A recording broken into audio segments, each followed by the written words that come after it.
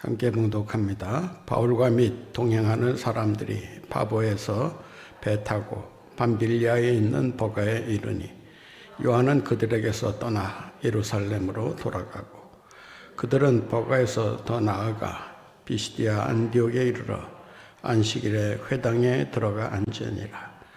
율법과 선자의 글을 읽은 후에 회당장들이 사람을 보내어 물어 이르되 형제들아, 만일 백성을 권할 말이 있거든 말하라 하니 바울이 일어나 손짓하며 말하되 이스라엘 사람들과 및 하나님을 경외하는 사람들아, 들으라. 이 이스라엘 백성의 하나님이 우리 조상들을 택하시고 애굽 땅에서 나그네 된 그 백성을 높여 큰 권능으로 인도하여 내사 광야에서 약 40년간 그들의 소행을 참으시고 가나안 땅 7 족속을 멸하사 그 땅을 기업으로 주시기까지 약 450년간이라. 아멘. 오래전에 아프리카 오지에서 사역하는 영국인 선교사를 만나서 귀한 간증을 들었던 적이 있습니다. 신학교를 졸업하자마자 안수를 받고 무작정 아프리카로 떠났다고 합니다. 어디로 가야 되겠다, 어느 부족으로 내가 가서 선교하겠다라는 분명한 목표는 정해놓지 않았지만 한 가지 기도 제목이 있었다고 합니다. 하나님, 아무도 가지 않는 곳으로 저를 보내주십시오. 두 번째는 한 번도 예수 복음을 듣지 못한 곳으로 저를 보내주십시오.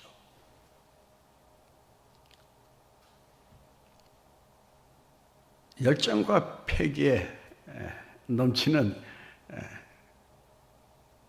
그런 심정으로 마을을 찾아서 물어 들어가게 됩니다. 마침내 한 부족을 만났는데 한 번도 복음을 들어본 적이 없고 또 외부와의 접촉이 전혀 없었던 곳이라 선교사가 그곳까지 한 번도 들어오지 않았다라고 하는 것입니다. 워낙 고립되어 있던 지역이다 보니까 외부인이 들어오게 되면 아주 경계하면서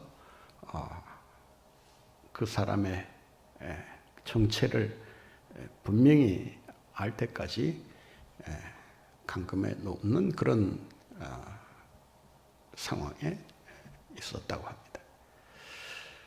이분도 느닷없이 찾아가서 추장을 만나게 해달라고 요청을 하니까 쉽게 만나 주겠습니까? 계속 거절하는 가운데 내가 추장을 만나지 못하면 여기서 내 선교는 끝날 수 있다. 그런 위기감을 느끼면서 계속 추장 면담을 요청했다고 합니다. 워낙 끈질기게 이 추장을 만나게 해달라고 하니까 그 보고가 추장에게 또 들어가지 않았겠습니까? 도대체 누구길래 나를 저토록 만나자고 애걸을 하는가? 그래서 추장이 이 사람을 만나서 이제 본격적으로 이제 대담을 하게 됩니다. 이 선교사가 나는 여차여차해서 여기까지 왔고 이곳에 내가 뼈를 묻을 각오로 복음을 전하려고 하는데 꼭 허락해 주시기 바랍니다. 한 번도 그런 일을 경험하지 못했던지라 이 백인의 말을 어떻게 받아들여야 될지 처음에는 알지 못했다고 합니다. 그런데 하나님을 전하겠다, 뭐 예수 복음을 전하겠다, 이 말이 귀에 거슬리는 그런 말로 들려왔다고 합니다. 그도 그럴 것이 이 추장이 무당을 겸하고 있었기 때문에 하나님이라고 하는 말을 듣자마자 경기를 일으킬 듯한 그런 표정으로 우리는 우리가 믿는 토착신이 있다. 그리고 나는 신과 우리 백성들을 중개하는 나는 무당이다, 샤먼이다 라고 하면서 당장 여기서 꺼지지 않으면 무슨 일이 벌어질지 모른다 협박을 하더랍니다.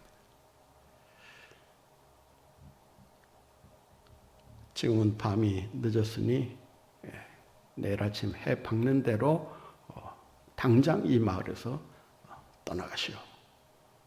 우리는 하나님도 필요 없고 예수 복음도 필요 없어. 우리는 지금까지 믿고 의지하는 우리 토착신을 섬기고 살아갈 것이오.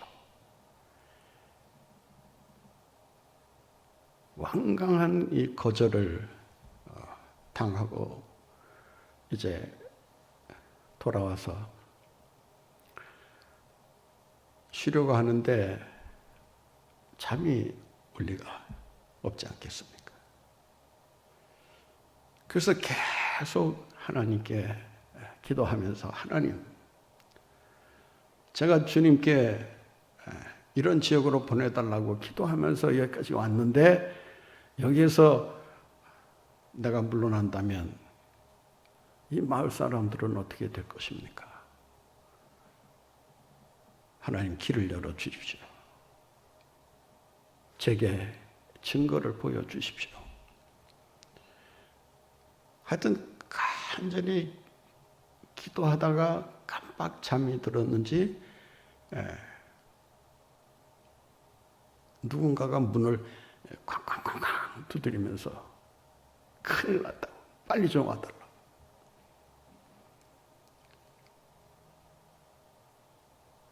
그 추장의 가족 중 한 사람이 이 선교사를 찾아와서 불러대는 겁니다. 무슨 일이냐고 하니까 지금 그 추장의 그 막내 아들이 갑자기 고열이 일어나면서 지금 실신 상태에 있다. 그대로 놔두면 죽을지 모르니 제발 좀 와서 좀 고쳐달라. 그러니까 무당이니까 뭐 나름대로 그 아이를 살려내기 위해서 애를 쓰지 않았겠습니까? 뭐 자기가 알고 있는 방법을 다 동원을 했을 것이고 또 뭐 좋다는 약은 뭐 다 써봤을 거 아니겠어요? 그래도 차도가 없으니까 할 수 없이 이 선교사의 도움을 구하기 위해서 이제 찾아온 것입니다. 당신이 믿는 하나님이 능력이 있다고 하지 않았어. 그 하나님께 기도해서 제발 이 아이를 좀 살려주시오. 만약 이 아이를 살려주면 당신이 말하는 대로 내가 따르겠다고. 이런 약속까지 받아 놓은 상태다 보니까 더 그 마음이 간절해지지 않았겠습니까? 그래서 가만 그 아이를 관찰해 보니까 고열이 갑자기 그 발생한 것으로 봐서 아마 먹은 것이 잘못됐는지 아니면 감기 기운이 그 도져서 저런 상태가 되었는지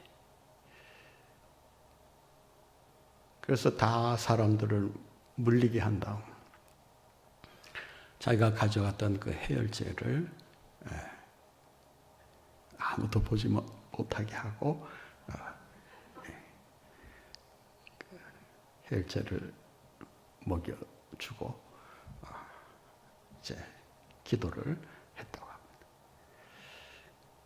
그리고 그 주장들을 비롯해서 가족들을 다 들어오게 한 다음에 나만 기도해서 될 일이 아니라 당신이 그 아까 나한테 하나님도 모른다, 뭐 예수 복음도 모른다는 식으로 그렇게 거절을 했는데 그 회개하고 같이 기도해야 된다.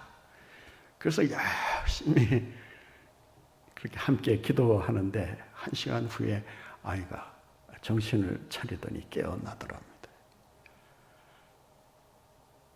이런 기적을 통해서 그 부족의 복음화가 아주 전격적으로 이루어지게 되었다라고 하는 선교 보고이자 간증이었습니다. 그분이 마지막으로 이런 말을 합니다. 선교는 사람이 하는 것이 아니라 하나님이 하시는 것입니다. 하나님께서 인도하시고 하나님께서 사람을 통해 역사하실 때 성령의 역사가 나타남으로써 예수의 복음이 들어가게 된다라고 하는 것입니다.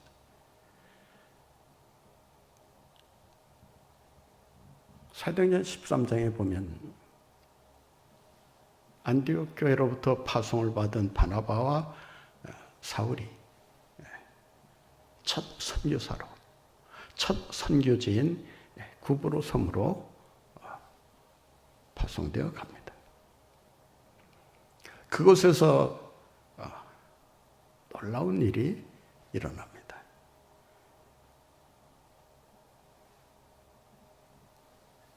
그 구브로 섬의 총독이었던 세르기오 바울과 만나게 되고, 그리고 이 세르기오 바울의 영적 멘토라고 할 수 있는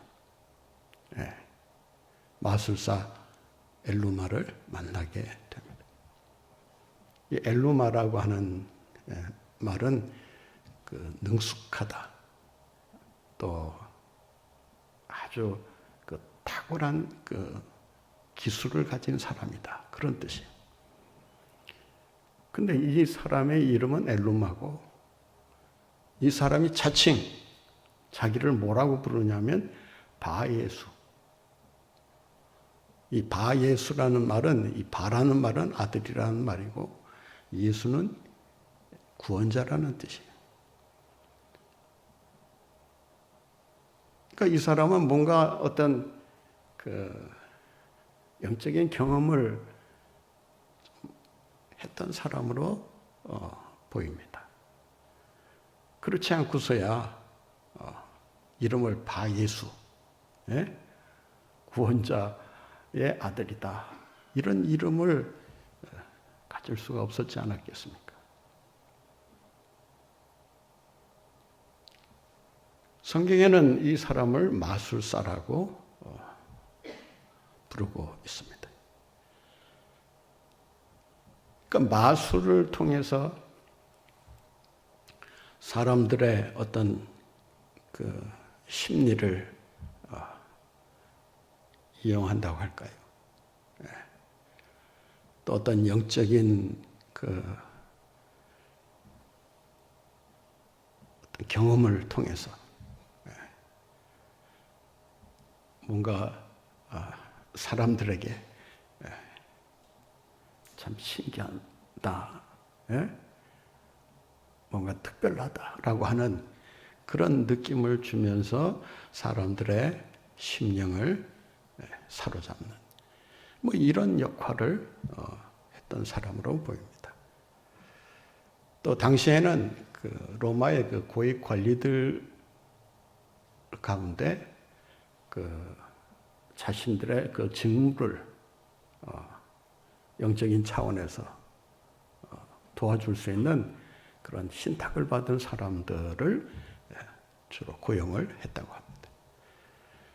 그러니까 이런 사람들이 그 고위 관리의 그 직무를 옆에서 도와주면서 결정하기 어려운 문제들, 아주 중요한 그 선택을 해야 될 그런 사건이 벌어질 경우 신의 도움을 받아서 어느 한쪽을 선택할 수 있도록 도와주는 그런 역할을 했다고 볼 수 있습니다. 그러니까 바울과 바나바가 갑자기 들이닥쳐서 예수 복음을 전하니까 저 총독이 예수를 믿게 되면 그 다음에는 내가 있을 자리가 없어지지 않겠나. 내가 가짜라는 것이 들통이 나면 이제 나는 여기서 끝인데 이대로 물러설 수는 없다. 그래서 총독으로 하여금 예수 믿지 못하도록 계속 방해를 했다고 성경이 기록하고 있지 않습니까? 그러니까 얼마나 급했겠어요. 예? 여기에서 총독이 만약 나 이제부터 예수 믿어, 너 필요 없어 라고 하면서 아주 결단을 내리면 그 다음부터 자기의 입지가 줄어드는 것은 물론이거니와 아예 자기의 어떤 존재 가치가 없어질 수 있는 그런 위급한 상황이었다라고 하는 것입니다. 이때 바울이 성령 충만해서 그 악령의 세력에 휘둘리고 있는 이 마술사를 쫓아냅니다. 악령을 쫓아냄으로써 하나님의 역사가 얼마나 크고 위대한가를 총독에게 보여줬을 뿐만 아니라 또 거기에 둘러 있는 사람들에게 성령의 놀라운 역사를 경험하게 했던 것입니다. 그래서 오늘 지난 시간 보면 12절에 보게 되면 이 서기오 바울이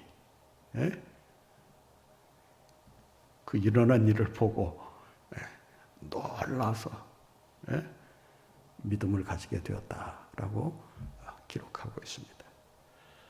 그러니까 첫 선교에서 생각지도 않았던 첫 결실이 맺어졌는데 그 첫 결실이 그냥 시시한 사람이 아니고 구브로를 다스리는 총독이다 보니까 그 총독의 영향력으로 인해서 구브로 섬에 아마 모르긴 해도 교회들이 세워졌거나 아니면 많은 사람들이 예수를 믿게 되었다라고 우리가 생각해 볼 수 있습니다.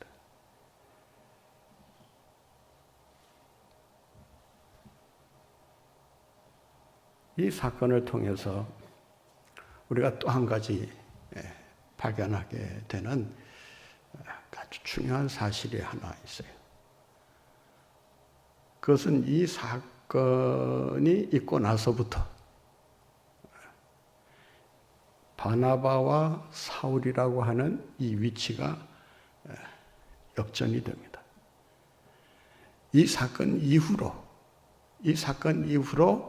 모든 기록이 바울과 바나바 이렇게 시작이 됩니다.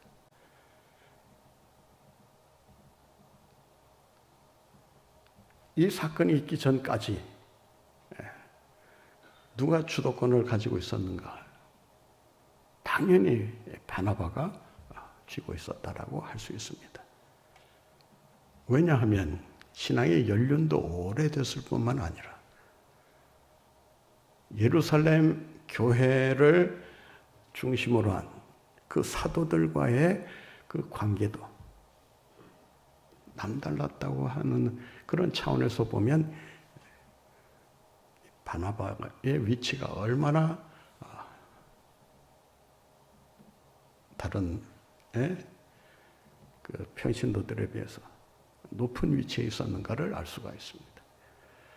그래서 안디옥 교회가 세워지고 부흥하고 있다라고 하는 소문이 들리자마자 사도들이 이 안디옥 교회 그 담임 목사로 바나바를 선출해서 보내지 않습니까?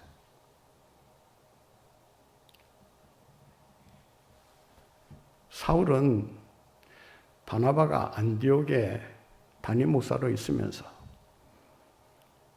좀 더 성도들을 알차게 양육시켜야 되겠다라고 하는 그러한 생각으로 바울이라고 하는 사람을 다소에서 데리고 옵니다. 그러니까 단순한 우리가 판단을 해보더라도 사울이 아무리 실력이 뛰어나고 능력이 있다 해도 앞서 이 안디옥 교회를 담임하고 있는 이 바나바의 위치를 넘볼 수가 없는 거 아니겠습니까? 그렇잖아요. 바나바가 데리고 오지 않았으면 아마 바울은 그 다소라고 하는 지역에서 뭐랄까요, 좀 속된 말로 거기에서 썩을 수도 있어요. 자기의 능력을 펴보지도 못하고 그냥 잊혀진 존재로 남아있을 수 있었다라고 하는 것입니다. 그랬는데 바나바가 이 사울의 됨됨이를 이미 알아보고 직접 다소까지 가서 바울을 데려오지 않습니까? 데려올 뿐만 아니라 그가 하고 있는 사역을 과감히 내어줍니다. 이 바나바는요, 정말 통이 큰 사람이라고 할 수 있습니다. 주님의 일을 위해서 먼저 왔느냐 늦게 왔느냐가 이 사람에게는 중요하지 않았습니다. 주님의 일을 잘할 수만 있다면, 나보다 더 탁월하게 할 수만 있다면 내가 가지고 있는 권한을 다 물려줄 수 있다라고 하는 이런 자세로 교회를 섬겼다라고 하는 것입니다. 이 지도자가 이런 마음을 갖기는 참 쉽지 않습니다. 여러분도 부서에 장도 해보셨고, 회장도 해보셨고, 임원도 해보셨고, 어떤 위치에 또 계셨던 경험들도 있을 텐데, 자기보다 잘하는 사람이 온다.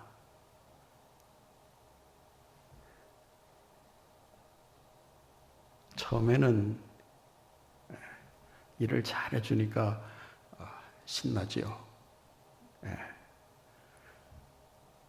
그런데 자기 위치를 점점 넘보기 시작하고 사람들의 시선이 그 사람에게로 쏠리게 되면 마음이 불편해요? 안 불편해요? 안 그러는 것처럼 이렇게 앉아계세요. 불편해요. 그렇잖아요. 저라도 마찬가지입니다. 겉으로는 안 그런 척 하지만, 대범한 척 하지만, 속으로는 사실 끙끙 앓고 있는 경우들이 많이 있다고 할 수 있습니다.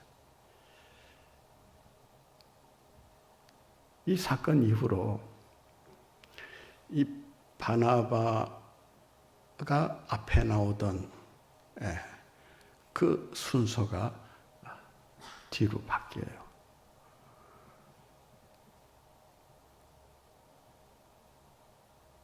여러분, 이제 이 사건 이후로 전개되는 사건들을 한번 쭉 보세요. 그 사건들의 누가 제일 앞에 서 있느냐? 바울이 앞에 서 있습니다. 오늘 본문에도 보면요, 이 버가라고 하는 곳에서 비시디아 안디옥으로 올라갑니다.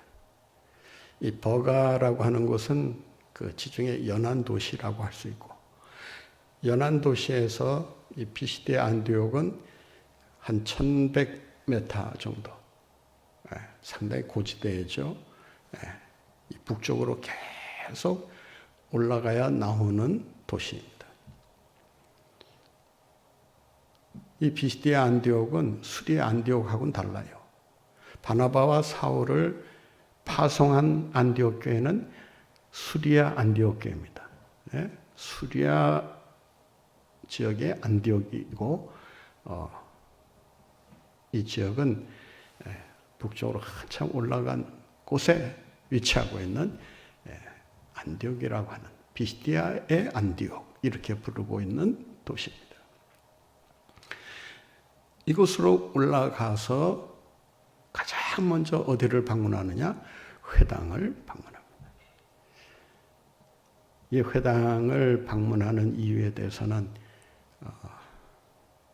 다음 시간에 될지 모르겠지만 한번 자세하게 다루도록 하겠고요. 여기서는 그 회당에 들어가서 바나바와 바울 중에 누가 설교를 했느냐, 굉장히 중요한 이야기예요. 바나바 입장에서는 설교의 기회가 왔을 때 자기가 먼저 하려고 했을까요? 아니면 바울에게 먼저 하라고 시켰을까요?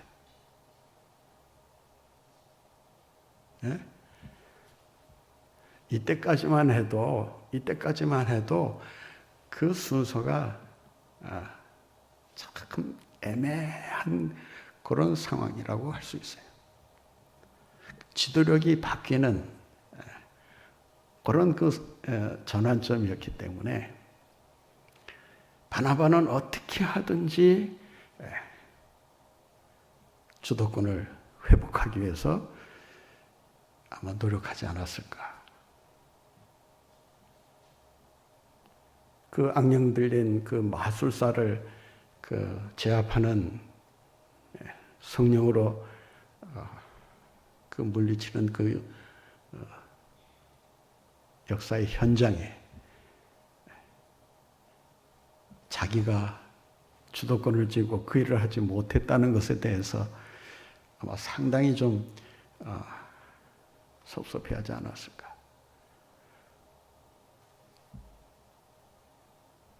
근데 상황은 이미 바울이 그 일을 다 해결한 것으로 일단 결론이 나 있지 않습니까? 또 회당에 들어갔더니 회당장이 당신들 중에 우리를 위해서 설교해 줄 분 안 계십니까? 아주 이런 경우는 특별한 경우라고 할 수 있습니다. 그 회당장들이 여기서 보면 복수로 나오는데 아마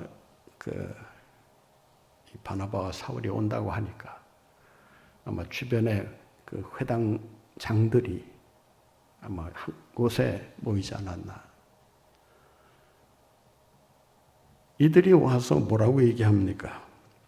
15절 보세요. 율법과 선지자의 글을 읽은 후에 회당장들이 사람을 보내어 물어 이르되 형제들아 만일 백성을 고날 말이 있거든 말하라 하니까 16절 보세요. 바울이 일어나 말하라 하니까 뭐 우리 같았으면 자기가 하고 싶어도 바나바가 선배고, 예? 여러 면에서 뭐 그 바울과는 사실 그 객관적으로 보면 그 비교가 잘 안 되는 그런 두 사람이라고 할 수 있어요. 형님 먼저, 예? 물론 뭐 설교에 형님 먼저 아우 먼저 없지만 하여간 뭐 좀 양보를 한다든지, 예, 그러면 조금 모양새가 더 좋았을 텐데 이 바울이 참 욕심이 많았던 사람 같아요. 그러니까 일어나서 설교를 시작하는데 그냥 말만 하는 게 아니라, 예? 16절 보세요.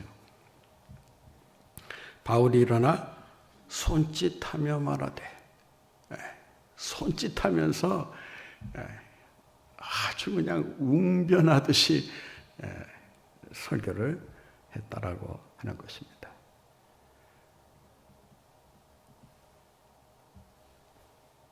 그 설교의 내용은 하나님께서 이스라엘 백성들을 구원해내시는, 그래서 마침내 그 설교 결론 부분에 가면 예수 그리스도를 증거하지 않습니까? 하나님의 구속의 역사가 다윗을 통해서, 그 다음 예수 그리스도를 통해서 완성된다. 이 예수 그리스도를 믿어야 우리가 구원받게 되고 영생의 복을 누리게 된다. 이 사실을 아주 강력하게 설교합니다. 자, 이런 상황 속에서 그 두 리더의 그 위치가 바뀐다고 하는 이 사실을 놓고 보면 이 사건이 얼마나 이 두 사람의 그 리더십에 큰 영향을 미쳤는가를 알 수가 있습니다. 이때부터 바울이 전면에 났습니다. 그런데 이런 그 위치 변화가 일어나고 있음에도 불구하고 바나바의 아주 훌륭한 점이 여기서 나타납니다.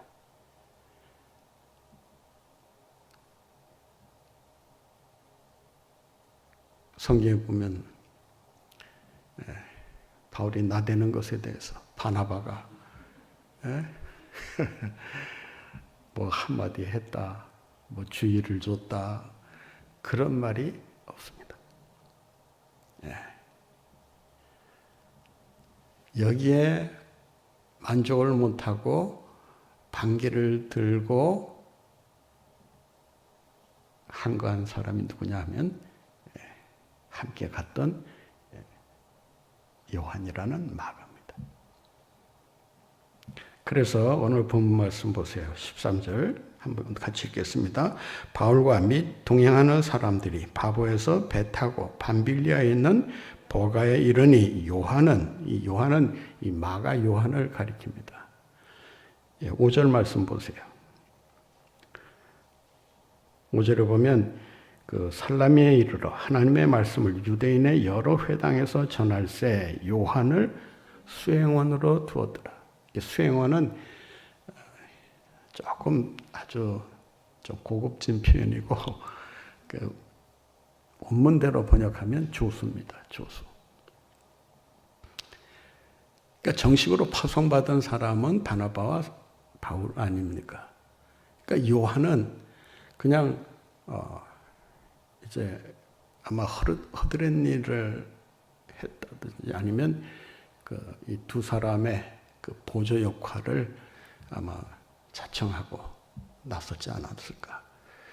어떻든 이 요한이라는 마가, 이 요한이라고 하는 말은 그 은혜롭다는 뜻이고 마가라는 그 그 말은 이 망치를 가리킵니다.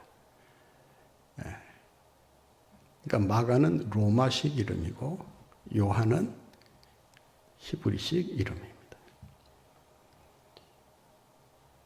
베드로의 히브리식 이름은 뭐예요? 시몬이에요. 베드로는 로마식 이름입니다.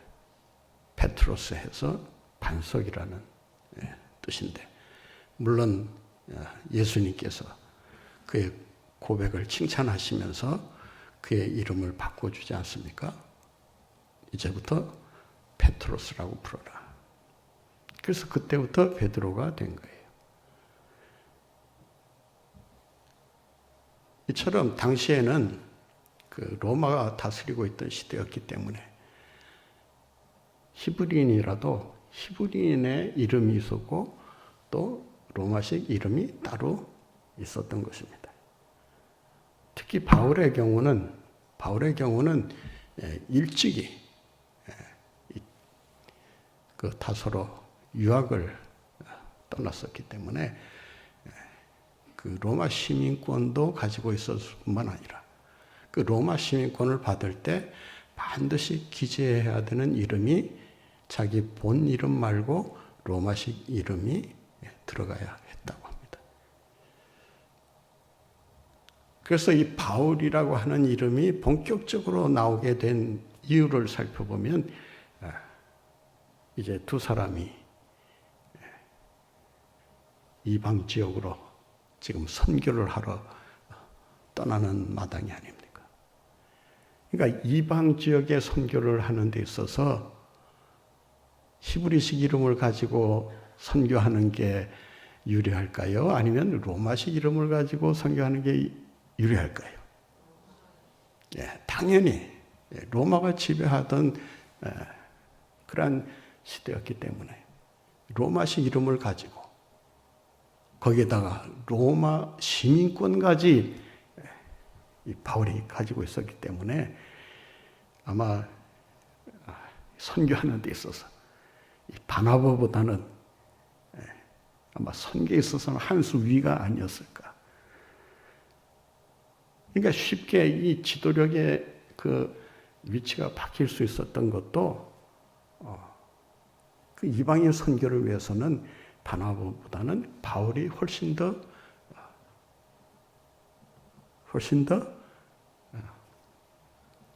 자격을 갖춘 사람이었다라고 할 수 있습니다.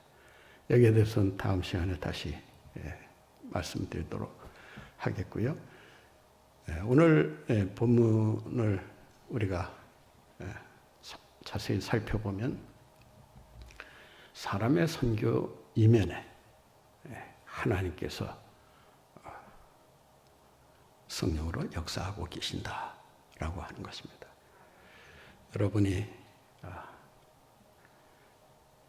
이 세상 사는 동안 참 힘들고 어려운 그런 난제들 앞에 서 있을 때가 있을 줄 압니다. 어떤 상황에 처해 있더라도 여러분 뒤에 성령께서 여러분을 붙잡고 도우시고 역사하고 계신다는 사실을 기억하시고 주 안에서 날마다 힘차게 승리하며 살아가시는 여러분들 모두가 되시기 바랍니다.